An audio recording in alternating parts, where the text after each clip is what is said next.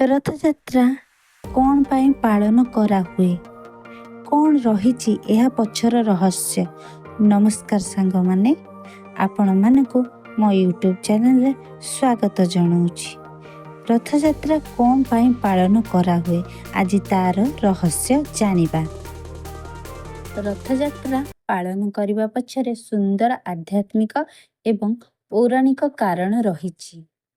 ମହାପ୍ରଭୁ ଶ୍ରୀ ଜଗନ୍ନାଥ, ଜଗତର ନାଥ ଜଗନ୍ନାଥ କାଳିଆ ସାଆନ୍ତ ତାଙ୍କ ବଡ଼ ଭାଇ ବଳଭଦ୍ର ଏବଂ ଭଉଣୀ ସୁଭଦ୍ରାଙ୍କ ସହ ନିଜ ଶ୍ରୀମନ୍ଦିର ଛାଡ଼ି ଜନ୍ମବେଦୀ ବା ମାଉସୀ ମାଙ୍କ ଘର, ଯାହାକୁ ଆମେ ଗୁଣ୍ଡିଚା ମନ୍ଦିର ରୂପେ ଜାଣନ୍ତି, ସେଠାକୁ 9 ଦିନ ପାଇଁ ବୁଲି ଯାଇଥାନ୍ତି।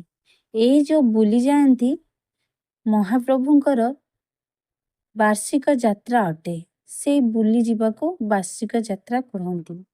ସାଧାରଣ ଦିନରେ ସବୁ ଲୋକ ବା ଅନ୍ୟ ଧର୍ମର ଭକ୍ତମାନେ ମନ୍ଦିର ଭିତରକୁ ଯାଇ ପ୍ରଭୁଙ୍କୁ ଦର୍ଶନ କରିପାରନ୍ତି ନାହିଁ। କେବଳ ହିନ୍ଦୁମାନେ ହିଁ ଦର୍ଶନ କରିପାରନ୍ତି। ସେଥିପାଇଁ ଦୟାମୟ ମହାପ୍ରଭୁ ନିଜେ ରତ୍ନ ସିଂହାସନ ଛାଡ଼ି ବଡ଼ଦାଣ୍ଡକୁ ଓହ୍ଲାଇ ଆସନ୍ତି, ଯାହାଦ୍ୱାରା ଜାତି, ଧର୍ମ, ବର୍ଣ୍ଣ ନିର୍ବିଶେଷରେ ସମସ୍ତେ ତାଙ୍କର ଦର୍ଶନ କରିପାରିବେ।